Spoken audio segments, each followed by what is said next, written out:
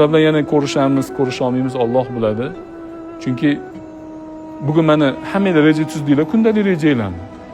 Bugun kechqurun 9:30 suhbat bo'ladi deyildi. Ertalar bomdoddan boshlab rejalarni tuzganinglarda do'stimiz Azzo alayhissalom nechida kelishlari kerak edi bugun sizlar huzuringizga? Rejalarda bormidi? Qo'ydinglarmi rejalarga asrgacha yashayman bugun? Yo'q-a? Mana shu narsa bizani olib qo'yadi.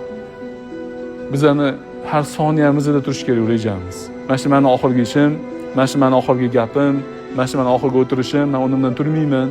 Tursam o'tira olmayman, yotsam qaytib turmayman. Bizani doimiy rejamizda tursa, hozir kelib qolsa nima bo'ladi degan narsada biz yaxshi yashaymiz.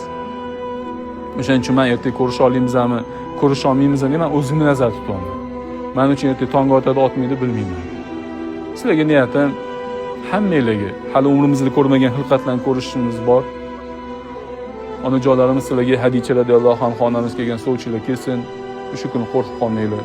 Bizga bo'lsa Janobimiz sollallohu alayhi vasallam kelgan sovchilar kelsin, biz ham qo'rqib qolmaylik. Chunki u kun bitta bo'ladi. Inshaalloh islom o'tib olish Allohim hammamizga nasib qilgan bo'lsin. Jamolini beparda ko'rishda, Janobimizga qo'shni bo'lishda hammamizni birga qilsin.